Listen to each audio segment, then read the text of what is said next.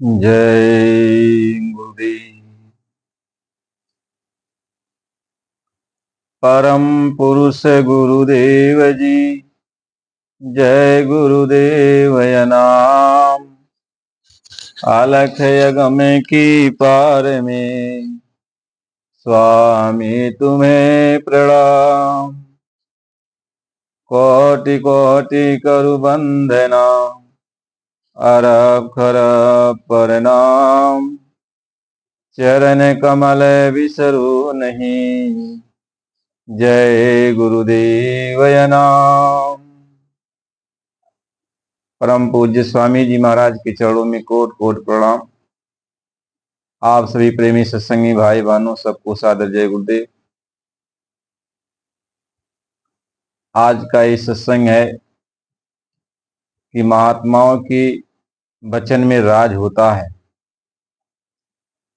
और जो कुछ भी महात्मा वचन कहते हैं उसमें बहुत कुछ छिपा रहता है।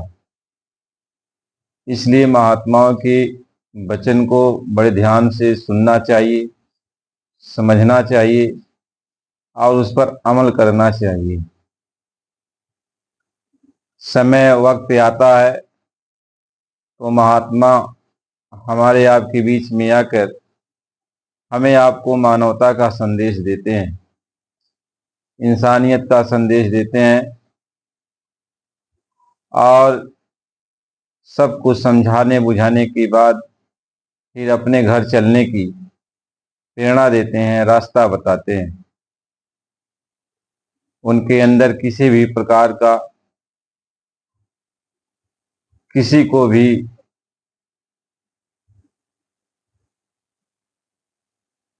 कोई भी महात्माओं के अंदर ऐसी बात नहीं होती कि जिससे जीव का कोई नुकसान हो।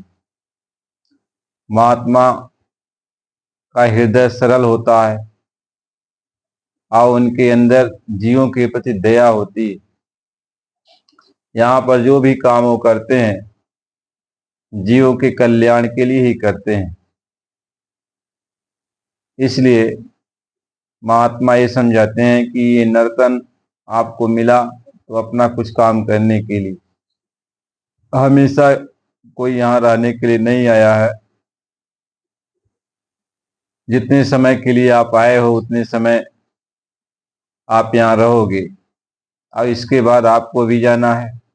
महात्मा जो आते हैं वो भी समझा बुझा के, उनका भी एक समय होता है, वो भी अपने समय से चले जाते हैं। बीच में आदान प्रदान होता है, तो उसी आदान प्रदान के बीच में यदि कोई अच्छी चीज मिल जाए, अच्छी बात सुनने को मिल जाए, अपने काम की कोई बात मिल जाए तो उसको ले लेना चाहिए।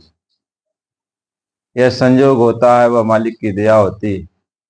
गुरु महाराज जी बराबर ही समझाते हैं कि मालिक के ऊपर से दया हो रही है, इन बच्चों को इनकी दौलत दे दो ताकि इनका कुछ भला हो जाए और ये भी अपना काम बना ले और नरको 84 से ये बच जाए। नहीं तो ये चले जाएंगे, सही छूट जाएगा तो फिर ये काम ये नहीं कर सकते हैं।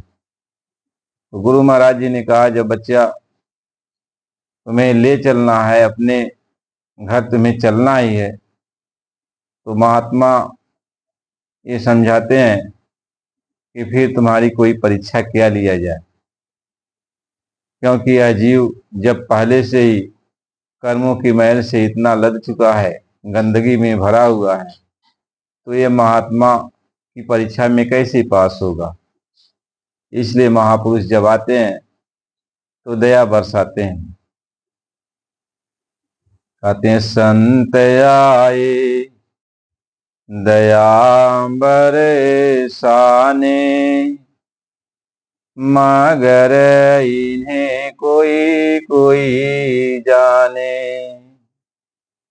महात्मा आते हैं जीवों के ऊपर दया बरसाने के लिए, दया करने के लिए कि यह जीव कितना तड़प रहा है, कितना कष्टों में पड़ा हुआ है, इन जीवों को इन कष्टों से अलग कर दिया जाए, इनको इस 84 के बंधन से निकाला जाए और इनके ऊपर लगी हुई मैल को साफ कर दिया जाए।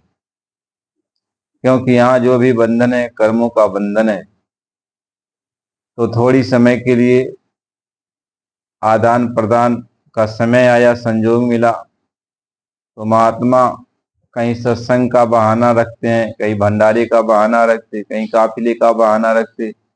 इसी बहाने में सभी आत्माओं को, जीवात्माओं को, इंसानों को बुलाते हैं, कहते हैं इसी बीच आओगे, हम तुम्हारा दर्शन कर लेंगे, तुम्हारा दर्शन कर लोगे। इसी बीच कुछ चीज मिल जाएगी जो आपकी आत्मा की दौलत है, उसको आप ले लो और अपने घर गृहस्थी में रहकर मेहनत ईमानदारी से कमाई करते हुए, बाल बच्चों के बीच में रहते हुए, सुबह शाम एक एक घंटा उस मालिक की याद में तुम लगा दो, ताकि तुम्हारा जो अपना काम है, अपने घर चलने का, वह भी पूंजी इकट्ठी हो जाए। और जब वह पूंजी इकट्ठी हो जाएगी तो अंत समय तुम्हारा जो है सुखदायी हो जाएगा, अपने घर आराम से निकल चलोगे। इसलिए महात्माओं के वचन को मानना चाहिए।